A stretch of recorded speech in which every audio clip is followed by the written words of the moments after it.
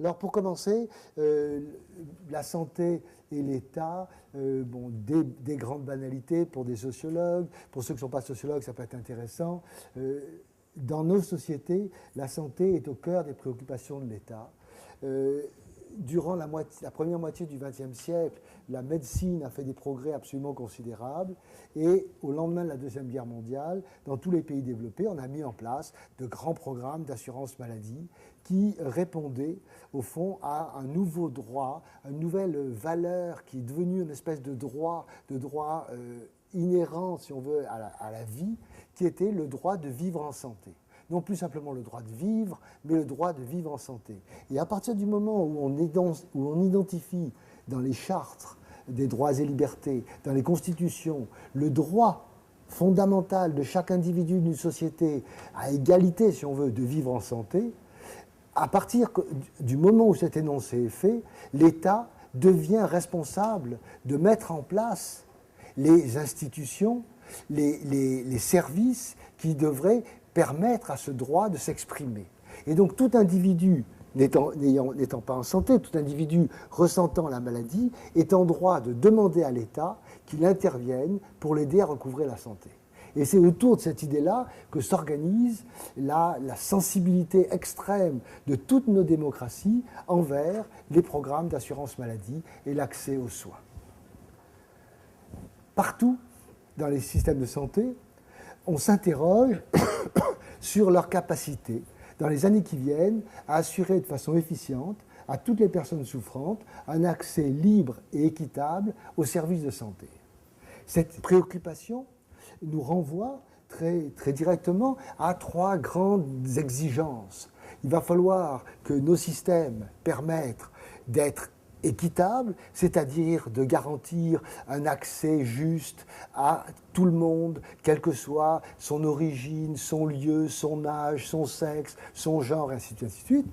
Il doit en même temps garantir des libertés fondamentales, la liberté de choix, la liberté professionnelle, et il a une exigence, étant donné que c'est financé par l'État, de garantir l'efficience. Dans une démocratie, tout gaspillage de l'argent public devient littéralement un péché qui est sanctionné par les élections, qui est vu comme particulièrement contre nature de la démocratie. Donc une nécessité de maintenir une tension, et je vais utiliser souvent cette image, donc une tension dynamique entre le besoin d'équité, la volonté de liberté et la nécessité d'efficience. Les systèmes de santé, en quelque sorte, sont... pas en quelque sorte, les systèmes de santé dans la plupart de nos pays constituent la plus grosse industrie ou une des plus grosses industries du pays. Au Québec, l'industrie de la santé représente à peu près un emploi sur 10, représente 12% du produit intérieur brut. C'est une énorme industrie. C'est une énorme industrie qui correspond à un droit fondamental. Pour faire fonctionner cette industrie, en réponse à ce droit, on a créé des institutions, des organisations, des systèmes d'assurance maladie, les hôpitaux, les médecins, la structuration de la profession médicale. L'ensemble de ces éléments constitue ce qu'on peut appeler le système de soins, le système de santé, le système de soins. Je n'ai pas aujourd'hui que je vais faire des débats autour des deux, on pourra en parler dans les questions. Mais ce qu'il faut bien comprendre, c'est que ces systèmes, ces institutions sont tellement importantes. Au Québec, 40% des programmes de dépenses, 40% des dépenses du gouvernement en très très gros, qu'on peut dire sans se tromper que le système de santé est le miroir de la société tout entière. Et on peut faire l'affirmation comme quoi, si dans un pays un système de santé est inéquitable, plein de passe-droits, sclérosé, peu respectueux de la dignité humaine, composé de personnes qui poursuivent leur intérêt individuel plutôt que l'intérêt collectif, ainsi de suite, alors il faut constater, il faut prendre acte du fait que c'est la société tout entière qui est inéquitable, sclérosée, mesquine, peu respectueuse, ainsi de suite, ainsi de suite. Et donc, la question du mal fonctionnement du système de santé n'est pas seulement une question technique sur un secteur de la société, mais c'est bien une question fondamentale, notre incapacité à réformer les systèmes de santé sont une démonstration de notre incapacité à réformer ou à maintenir une société démocratique. Donc ce dont on parle quand on parle de la gouverne des systèmes de santé ou de la réforme des systèmes de santé, ce n'est pas une question technique, c'est une question très très fondamentale, en bout de course, en bout de réflexion sur la démocratie, la personne humaine, le droit de la personne humaine de vivre en santé. Qu'est-ce qui se passe en très gros? C'est que nos systèmes de santé ont été mis en place entre les années, selon les pays, 50, 70, et ils ont commencé à évoluer. Ils ont commencé à évoluer sur une trajectoire prévisible. Cette trajectoire prévisible, c'est ce qu'on va appeler le statu quo. Ce statu quo, ce n'est pas l'immobilité, c'est un mouvement dans une direction prévisible, et cette trajectoire, ce mouvement prévisible nous entraîne dans une direction qui nous inquiète, fondamentalement nous inquiète. Nous inquiète parce qu'on a l'impression que l'équilibre requis entre équité, liberté, efficience n'est pas au rendez-vous et qu'on a de plus en plus de questions autour de chacun de ces trois buts, de ces trois valeurs et de leur articulation. Alors les systèmes, pourquoi cette trajectoire est inquiétante? C'est qu'à l'analyse, on s'aperçoit que ce sont des trajectoires qui ont une très grande inertie. C'est extraordinairement difficile d'infléchir volontairement ces systèmes. Ils évoluent rapidement dans une direction inquiétante et ils ont une efficience qui décline sans répondre aux attentes de la population. Alors, je vais utiliser plusieurs données qui proviennent, je vous demande juste d'un sondage du Commonwealth qui a été fait en 2011 auprès de 19 000 personnes ayant des problèmes de santé reconnus. Alors, par exemple, la perspection globale du système de santé en fonction des pays, on posait la question, lequel des énoncés suivants exprime le mieux votre impression? Les systèmes fonctionnent bien, notre système de soins a des bonnes choses, mais il faut des petits changements, ou il y a tellement de choses à faire qu'il faudrait le changer au complet. Alors, en bleu, il faut le changer au complet, en jaune pâle, il faudrait faire des changements, et dans son ensemble, il fonctionne bien, et seulement des changements mineurs sont requis. Alors, ce qu'on aperçoit, c'est que le Canada, il y a à peine un petit tiers qui pense que le système fonctionne bien et qu'il n'y a pas besoin de changement. Au Québec, c'est à peine un quart.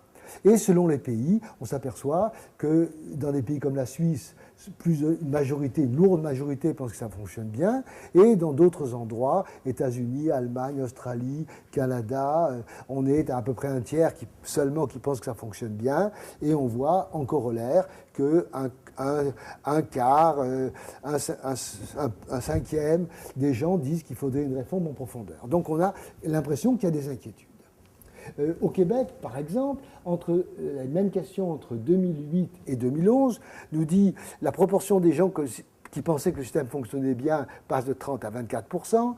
La proportion des répondants qui disent que la qualité des soins était bonne est passée de 61 à 59%. La proportion des répondants qui sont un médecin de famille de 89 à 84. La proportion des répondants diabétiques qui ont passé au moins un examen des pieds au cours de la dernière année de 52 à 25. Donc toutes sortes d'indicateurs qui nous disent que ça ne va pas dans le bon sens. D'où l'idée de la trajectoire qui va dans un sens qui n'est pas souhaitable. On observe dans ces comparaisons internationales que certains pays réussissent mieux que d'autres. Alors là, vous avez les tableaux assez classiques du Commonwealth qui nous disent, regardez, l'Australie,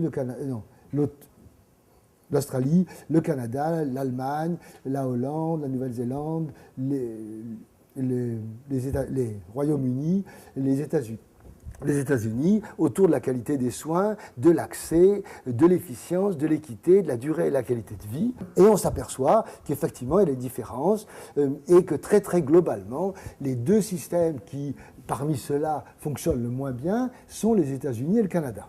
Surprise quand même, c'est que le Canada, il y a un système de soins qui est, à la lumière de ces témoignages, défaillant, a quand même une durée et une qualité de vie qui la place au deuxième rang. Alors ça va être intéressant à garder en tête. Il y a quelque chose... Voilà. Alors, première observation, il y a des variations entre les pays. Mais deuxième observation, malgré ces variations, ces pays ont des problèmes semblables, malgré des arrangements institutionnels très différents. Alors je pense que cette idée est importante. Quand on lit la presse, quand on lit les journaux spécialisés, on a très très souvent l'impression, quand on lit un journal en France, qu'avec à peine quelques mots de vocabulaire différents, on aurait pu écrire le même journal ici au Québec. On le lit en Suisse ou en Belgique, c'est un peu la même chose. On a l'impression que des situations semblables existent partout. Alors très très rapidement, je vais vous montrer des chiffres. Des situations semblables existent partout. Pénurie ressentie de ressources, attentes souvent longues, alors des choses comme délai pour obtenir un rendez-vous avec un médecin ou une infirmière, des délais qui sont en même jour au lendemain 50%, 6 jours, 2 à 5 jours 20%, plus de 6 jours en foncé qui peut aller au Québec jusqu'à 30%. Impossible d'avoir un rendez-vous au Québec 10%. Mais on s'aperçoit que ce problème, il n'est pas simplement un problème qui est propre ici aux provinces canadiennes et entre autres au Québec, mais c'est à des degrés divers un problème que l'on retrouve à peu près partout. Pour cette question-là, moins au Royaume-Uni qu'ailleurs. En France, par exemple, il y a quand même 7% des patients qui vont attendre une semaine ou plus, un petit pourcentage, 2%, qui disent qu'ils peuvent difficilement avoir un rendez-vous. Délai pour voir un médecin spécialiste, alors là, en jour, des délais qui sont au Canada dramatiques. Au Québec, 78 jours. On s'aperçoit que dans les autres pays, ces délais existent aussi, mais sont moins importants.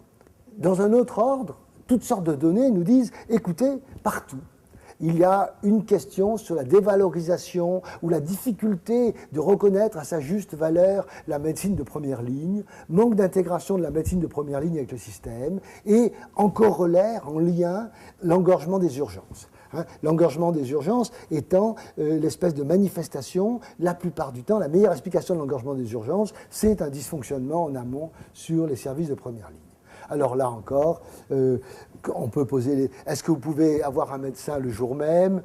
Pas très souvent. Est-ce que le médecin de famille assure la coordination entre ce qu'il donne et d'autres services? Toujours souvent 50% au Québec, 50% non. En France, 42% oui, 59% non. Donc on voit encore des variations intéressantes et des problèmes similaires. Difficulté à obtenir des soins en dehors des urgences, le soir, les week-ends, les jours fériés. Là encore, on voit que dans à peu près 50%, c'est non, mais difficile ou très difficile, mais qu'il y a des variations entre les pays. Utilisation des urgences, on les utilise. Nombre de visites d'urgence au cours des 2 dernières années. Alors, aucune, une ou 2 ou plus. On voit que 2 ou plus en foncé au Canada, c'est l'ordre du tiers. Des personnes qui ont 2 visites à l'urgence ou plus durant l'année. Et puis, que dans les autres pays, on a aussi des variations et des différences. Utilisation des urgences pour des soins non urgents. Alors là, c'est tout à fait intéressant. La partie claire de ce graphique, c'est les soins qui auraient pu être donnés sans problème par des médecins hors de l'urgence. Et on voit qu'il y a un potentiel d'efficience considérable, plus du tiers de ce qui est fait à l'urgence aurait pu être fait ailleurs. Coordination des soins par le médecin de ville, pas très souvent. Coordination des soins à la sortie de l'hôpital. Et là, important, en France, 77% sortent de l'hôpital sans avoir de rendez-vous précis avec leur médecin de famille. Au Québec, c'est 61%, donc des problèmes de première ligne d'attention. On voit aussi des tensions partout entre la logique de service public et la logique assurantielle. Des grandes disparités sociales et économiques d'accès aux soins. Alors en France, on estimait à 4 ou 5 millions de personnes qui ont des difficultés d'accès aux soins. Aux États-Unis, un nombre important, même depuis la réforme Obama, qui ne sont pas vraiment couverts complètement par de l'assurance. Alors on peut voir qu'il y a encore aujourd'hui des refus d'assureurs à payer de certains services. Les assureurs ne sont pas au service d'une logique de santé publique, ils sont au service de leurs actionnaires et ils vont limiter l'accès aux soins, non pas pour des raisons d'efficience, de soins, mais bien pour des raisons économiques. Des problèmes d'accès aux soins pour des raisons à cause du coût, ça existe.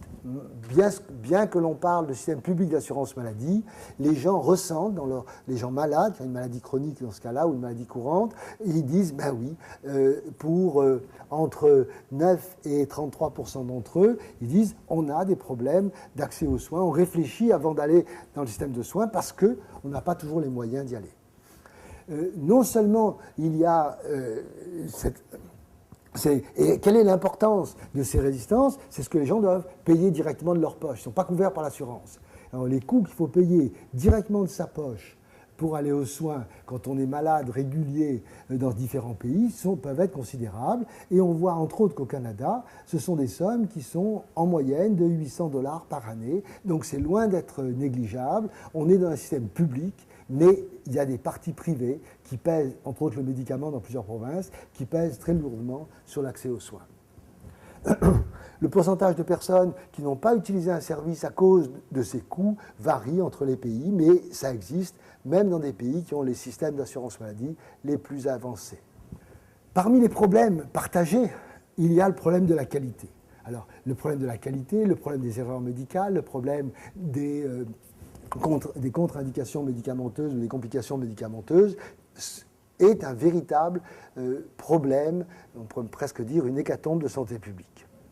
Alors, la qualité des soins, on demandait comme question, est-ce que vous la jugez excellente, très bonne, bonne, passable ou mauvaise? C'est quand même important de considérer que bonne, c'est la troisième catégorie, c'est-à-dire vraiment pas très bonne, bonne, passable et mauvaise, ça représente des montants de près de 40-50%, voire 70% en Allemagne. Donc il y a, de la part de la population, l'impression que les soins qu'ils reçoivent ne sont pas à la hauteur des attentes. Erreur médicale, on posait la question, au cours des 2 dernières années, vous a-t-on déjà donné un mauvais médicament? Pensez-vous qu'une erreur médicale s'est produite? Avez-vous reçu des résultats? Et là, d'une façon régulière, 5 à 25% des patients disent oui, ça m'est déjà arrivé.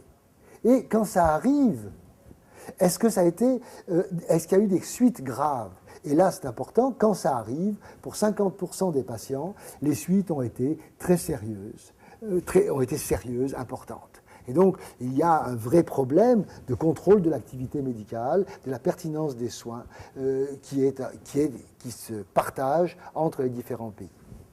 Est-ce que vous avez dû être réadmis à l'hôpital, qui est encore une mesure classique de qualité, dans un nombre assez grand, un pourcentage non négligeable? Il y a eu des réadmissions qui étaient causées par une prise en charge problématique d'un traitement. Alors les traceurs les plus courants de la qualité, par exemple l'examen de pied chez les personnes diabétiques, on s'attendrait à ce qu'il y en ait au moins une par an, et là on voit que au Québec, 75% des personnes diabétiques n'ont pas eu une visite dans l'année. Alors, en plus de ces problèmes, on a l'impression qu'il y a un domaine qui est un domaine particulièrement sensible au dysfonctionnement, c'est celui des médicaments et des technologies de pointe, incapacité de contenir la hausse des médicaments et de très nombreuses pressions pour désassurer les services. Alors là encore, consommation de médicaments, les consommations de médicaments, nombre moyen de médicaments prescrits, pris sur une base régulière en fonction des pays, et là on voit que le Québec se démarque avec les États-Unis. Nous sommes les premiers de classe, avec 4 médicaments pris sur une base régulière durant des longues périodes, puis ce sont des patients qui ont des maladies régulières. Mais ce problème d'une consommation importante de médicaments est partagé dans tous les pays. Est-ce que la médication est révisée? On s'aperçoit qu'elle n'est pas révisée systématiquement et que pour 1 tiers à 2 tiers des patients, la médication, une fois qu'elle est commencée, se poursuit sans que personne s'occupe de réviser les raisons pour lesquelles les médicaments sont pris. Est-ce qu'il y a des problèmes d'accès aux médicaments? Oui, il y a des problèmes d'accès aux médicaments. Il y a entre, on va dire, 5 ou 6% et 22% de personnes qui n'ont pas accès aux médicaments qu'on leur a prescrits pour différentes raisons, et entre autres leur coût. Alors, ce sont des systèmes aussi, partout, qui semblent avoir un manque de réactivité. Alors, on se souvient en France, il y a plusieurs années, la canicule, le C'est difficile, le SRAS. Quand de nouveaux problèmes arrivent, ces systèmes sont lents à réagir, ou quelquefois ils surréagissent, hein, comme le H1N1. Bon, on se dit, voilà. Alors, on a l'impression que le degré d'ajustement aux problèmes externes n'est jamais à la bonne mesure. Et puis, on a des problèmes alors très, très angoissants. On le voit dans les journaux au Québec beaucoup, mais c'est vrai ailleurs aussi. C'est qu'est-ce qu'on l'on fait à nos personnes dépendantes, et en particulier à nos personnes très âgées. Et ce que l'on fait à la 4e génération, aux vieux de 85 ans et plus, est pas beau, en général. Et c'est des gens qui sont des personnes qui, au fond, n'ont plus de fonction sociale, et collectivement, on ne sait pas très très bien quoi faire avec. Hein, c'est la 4e génération. C'est la 3e génération, celle qui a 50, 60 ans, elle est coincée entre son rôle de grand-parent et son rôle d'assistance à des parents en grande dépendance, et on ne sait plus comment s'en sortir. Et socialement, on n'a pas de modèle, parce que c'est la première fois dans l'histoire de l'humanité que ça arrive, de la façon par laquelle on est capable de traiter cette 4e génération. Ces systèmes, tous nos systèmes, dans tous nos pays, connaissent des croissances de coûts importantes, et cette croissance des coûts entraîne une interrogation sur l'efficience et la viabilité à long terme de nos systèmes d'assurance maladie. Alors, des données bien classiques, c'est toujours les mêmes, celles de l'OCDE, à peu près les dernières, que l'on prenne à votre gauche les dépenses per capita ou à votre droite les dépenses en pourcentage du PIB, ce que l'on constate, c'est que les dépenses augmentent. Alors, les dépenses en fonction du PIB augmentent à des rythmes variables. Alors là, je n'ai pas reproduit les rythmes variables, c'est très très classique. Crise économique, généralement crise du pétrole, en 70, en 80, fin 90, 2008. Donc les grandes crises économiques font en sorte qu'il y a ralentissement de l'activité économique, il y a le PIB qui se tasse, les dépenses de santé restent constantes, la part des PIB, des dépenses de santé par rapport au PIB a tendance à augmenter. Alors si vous regardez, c'est tout à fait intéressant, ici, les dernières années, ici, croissance très rapide des dépenses de santé partout, après 2008, cette croissance très rapide, elle est due au tassement du PIB et au maintien des dépenses de santé. Hein, donc, bon, c'est juste un peu un artefact, parce que quand on prend les dépenses per capita, on s'aperçoit qu'il n'y a pas d'accroissement, les dépenses de per capita restent stables. Alors, est-ce que la croissance, en gros, des dépenses, plus rapidement entraîne de long terme, 80, 2009, et on peut descendre encore plus loin, est-ce que la croissance des dépenses par rapport à la richesse collective, le PIB, ou en per capita, est un problème? Je pense qu'il faut qu'on réfléchisse, c'est que s'il n'y avait pas de croissance des dépenses de santé, ou d'évolution des dépenses de santé par rapport au PIB, on serait dans une espèce d'inertie, de stabilité qui serait terriblement angoissante. Il est normal que dans un PIB, il y ait certains secteurs qui augmentent, certains secteurs qui se tassent. Il est normal que tout ce qui a trait aux nouvelles technologies électroniques voit leur part dans le PIB augmenter à un rythme très important. Il est normal que l'agriculture se détériore dans le PIB parce que d'autres... Donc, que la santé prenne de l'importance dans le PIB, alors qu'on a vu que la santé était une valeur importante, que c'était une mission lourde de l'État, c'est juste normal. Pourquoi, dans le domaine de la santé, une tendance qui pourrait paraître normale et souhaitable est vue comme problématique? Et je pense qu'elle est vue comme problématique parce qu'elle entraîne de la redistribution. Et que dans d'autres secteurs, on est dans une logique de marché, tandis que là, on est dans une logique explicite de financement par l'État, et que l'État est l'organisateur de la redistribution. Et que c'est cette redistribution, à travers l'impôt, qui en fait chatouille désagréablement le portefeuille des plus riches. Et que c'est pour ça qu'il y a tous ces lobbies de droite qui nous disent, qui nous parlent des dépenses incontrôlées du système de santé, du fait que c'est plus soutenable, mais il n'y a rien qui dit là-dedans que ce n'est pas soutenable, il n'y a rien qui nous permettrait de dire qu'on dépense trop. Si on pouvait être certain que l'équité, l'accessibilité, la qualité étaient au rendez-vous. Et ces lobbies de droite se trouvent confortés dans leur accusation par le fait qu'ils peuvent dire regardez combien on dépense, on est en train de tous aller à la faillite, et en plus de ça, la qualité n'est pas bonne, l'accès n'est pas bon, il y a déjà on a déjà des systèmes à 2, 3, 4 vitesses, donc il n'y a pas de raison de... Bon, et ainsi de suite. Alors, qu'est-ce qu'on peut regarder? C'est que, est-ce que le Québec est en pénurie, est-ce que le Québec, le Canada sont en pénurie d'argent? Est-ce qu'on est un système qui est comme la Corée du Sud ou Cuba, tellement public qu'il n'y a aucune marge d'innovation possible? Ce que l'on peut regarder, c'est que c'est complètement faux. Le Québec est à 12 et quelques % des dépenses de santé en 2009 derrière les États-Unis, mais devant la France, devant l'Allemagne, devant le Danemark, plus haut que le Canada, devant la Suisse. Donc au Québec, par rapport à notre richesse, nous consommons beaucoup et nous dépensons beaucoup pour notre système de santé.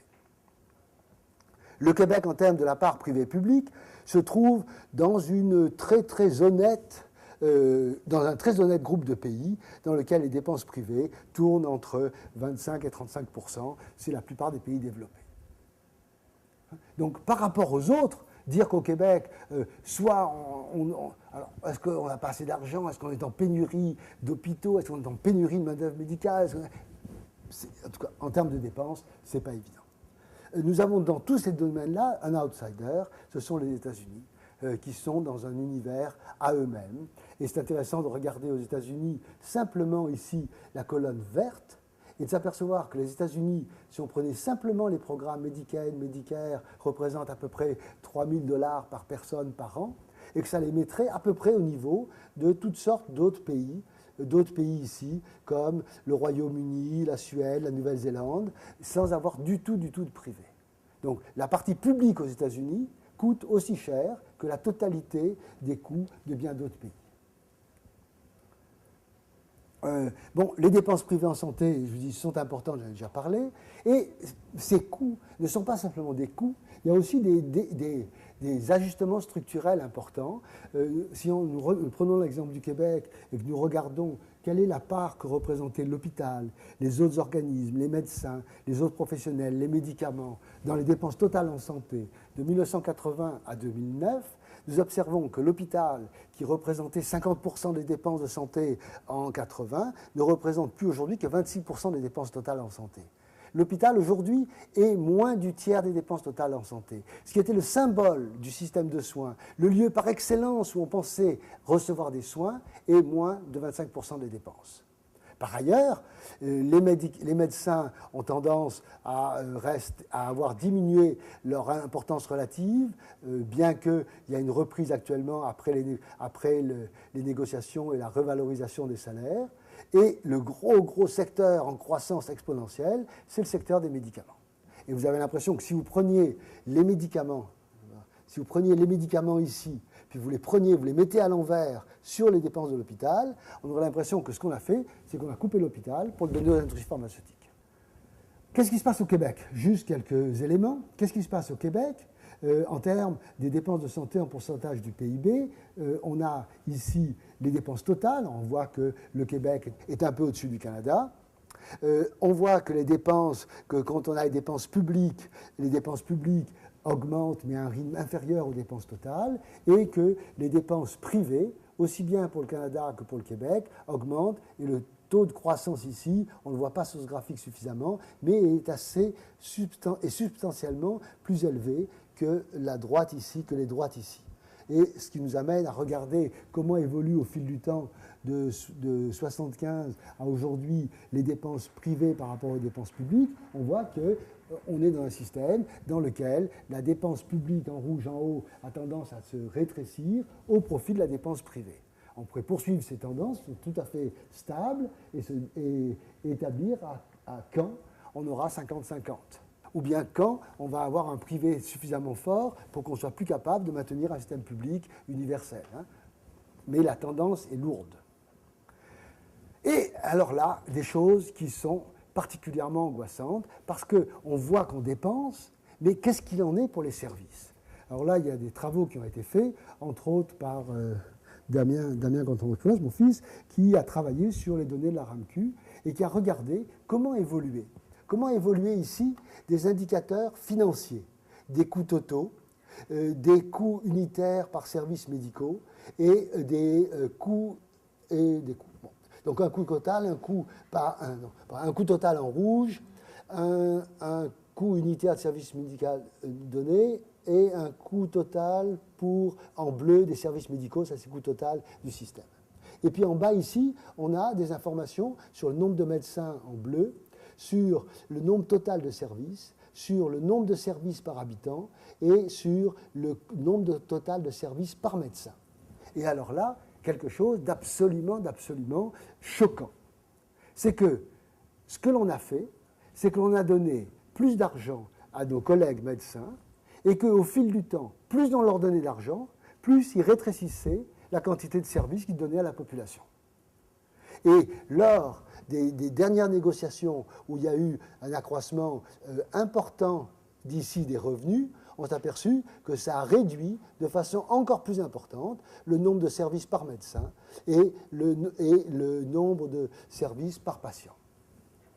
Donc les problèmes d'accès, le nombre qu'on n'a pas de médecins de famille, ne semblent pas être solubles ou qu'on ne va pas pouvoir les résoudre par un accroissement du nombre de médecins si on continue à faire en sorte que l'on augmente aussi les revenus à un point tel que les médecins décident de travailler finalement avec moins d'efficience, moins d'efficacité, moins de productivité. Alors c'est vrai pour les médecins généralistes, c'est vrai aussi pour les médecins spécialistes. Alors maintenant, on reprend le même tableau que tout à l'heure, des performances, on l'a vu, en termes de qualité, d'accès, d'efficience, d'équité, qui sont variables. Est-ce qu'il y a une relation entre le score ici, le premier pays, le rang global, le premier pays, la Hollande, le deuxième pays, le Royaume-Uni, le troisième pays, l'Australie? Est-ce qu'il y a une relation entre ce rang, en termes de qualité du système, en fonction de ses propres objectifs, et les dépenses de santé? Dépenses de santé per capita ou le pourcentage des dépenses privées, c'est-à-dire le mix privé-public. Et on s'aperçoit qu'il n'y a strictement aucune espèce de relation, quelle que soit la façon dont on s'y prenne, pour mettre en relation ce que l'on dépense et ce que l'on obtient. Donc la préoccupation autour de l'efficience devient absolument centrale. Ce que l'on a partout aussi, dans tous les pays, ok, j'ai encore 10 minutes, ce qu'on a à peu près 5 minutes, on a à peu près partout dans tous les pays, ce sont des discours incantatoires sur les réformes nécessaires. Il y a un accord très très grand sur le fait que c'est pas compliqué, il suffit de faire de l'intégration, il suffit d'améliorer la qualité, il suffit d'accroître la responsabilité, d'accroître l'accessibilité aux soins et tout ira bien. Alors deux constats. Premier constat de ce que je vous ai montré, c'est que, et puis il me semble que c'est important, si les problèmes sont de même nature dans les différents pays, avec des amplitudes différentes, c'est que probablement les causes devraient être les mêmes. Et on peut assez bien identifier quels sont les grands facteurs qui sont à l'origine de tous les différents problèmes que j'ai énoncés. Certainement, il y a des éléments qui vont tourner autour de développement des connaissances, développement des techniques, c'est-à-dire tout ce qui est l'innovation technologique. Certainement des éléments associés à la population, vieillissement, nouvelles maladies. Certainement aussi des éléments qu'on va voir apparaître avec plus de poids encore sur la dégradation des environnements, avec déjà des indices comme quoi les espérances de vie commencent à se tasser. Et finalement, quelque chose qui pèse extraordinairement lourd, pensez au débat en Europe actuellement sur nos pays, c'est la question des marchés financiers dans la relation avec les États et la crise la crise financière qu'on a connue en 2008. Comment? Alors, premier élément. Donc, ce qui pousse le système dans cette direction, ce qui entraîne à évoluer dans une direction prévisible et problématique que je viens d'illustrer, sont ces grandes forces-là. Mais le deuxième constat, c'est qu'il y a un très large accord sur ce qu'il faudrait faire. Il faudrait maintenir un financement public, intégrer les soins, améliorer la qualité, organiser une première ligne responsable sur les territoires, repenser la gouvernance et l'imputabilité, mettre de l'information de bonne qualité au service de tous, et en gros, on devrait pouvoir gérer le système comme du monde.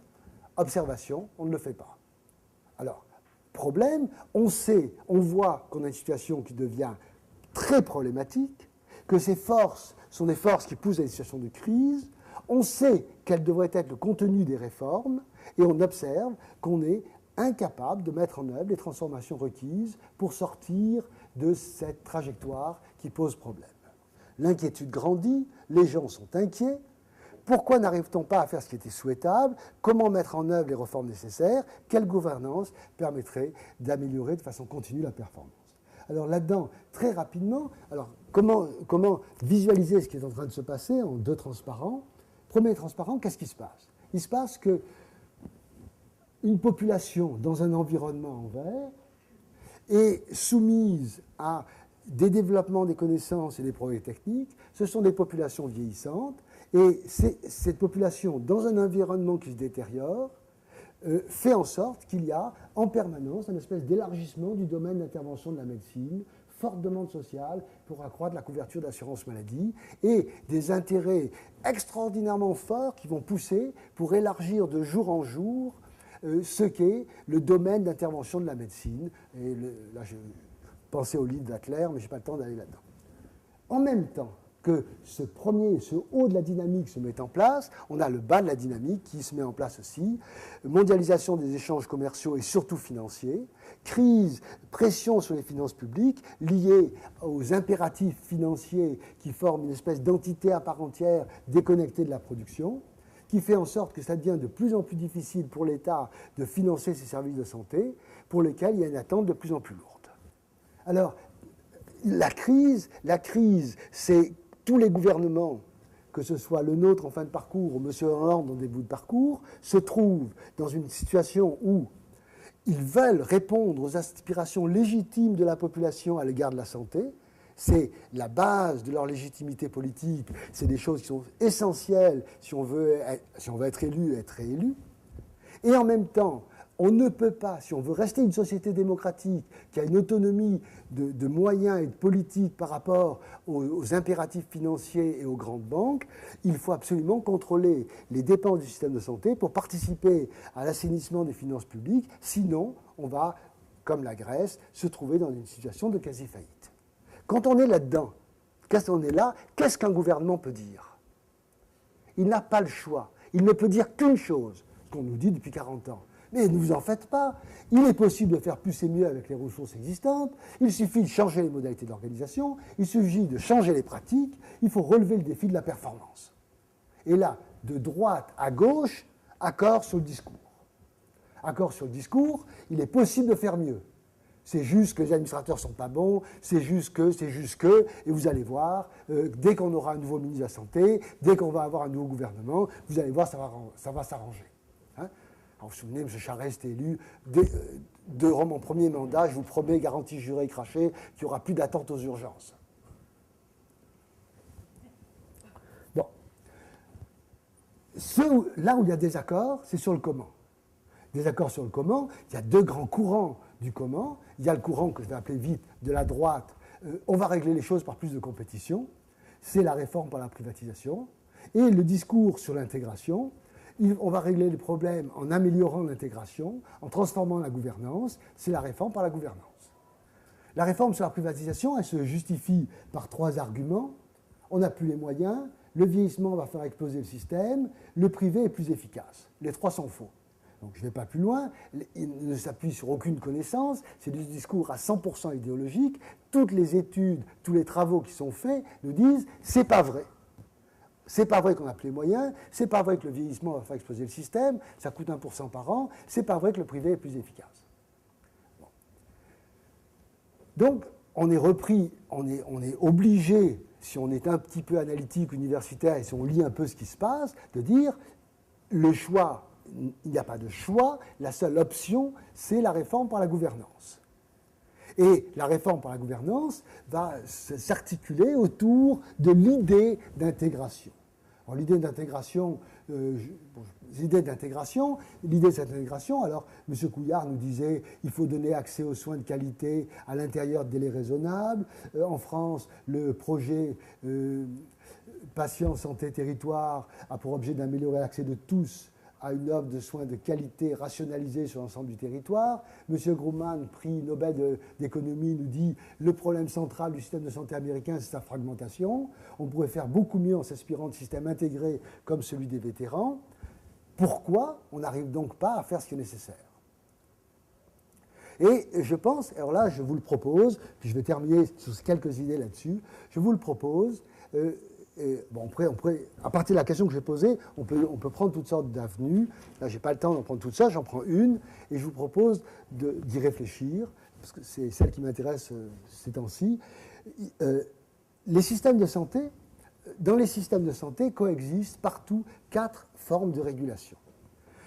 La régulation marchande, une régulation technocratique managériale, une régulation professionnelle, une régulation démocratique participative. Chacune, alors ce qu'on peut observer, je n'ai pas le temps de les décrire plus en détail, mais vous avez une idée de ce que ça veut dire, chacune de ces 4 logiques agissent ensemble, agissent simultanément, plutôt simultanément, pas ensemble, dans le système de santé. Première observation. Deuxième observation, d'évidence, toute décision, pour pouvoir être comprise, avoir du sens, doit s'inscrire dans une de ces 4 logiques. Ce n'est pas un panaché d'un peu de technocratie, un peu de professionnalisme, un peu de participation qui va nous permettre de comprendre une décision. Alors, et le troisième, c'est donc toute réforme, puis je fais un néologisme, qui est monologique et vouée à l'échec. Et penser aux échecs d'un plan systématique qui régulerait tout par une logique managériale, penser à une logique de marché libre, sans contrainte, qui réglerait le système de santé, c'est impensable. Commencer à une espèce d'émergence de démocratie participative, démocratie directe et participative, où toutes les décisions seraient prises par tous les employés dans tous les coins du Québec, ça serait quand même pas vivable. Et un système qui serait géré par les professionnels, qui seraient les grands dieux, non seulement des soins, mais aussi du système, on sait que ça ne fonctionne pas. Donc on est pris à reconnaître que chaque logique, et là on va arriver sur l'image du territoire, chaque logique a un espace potentiel d'action.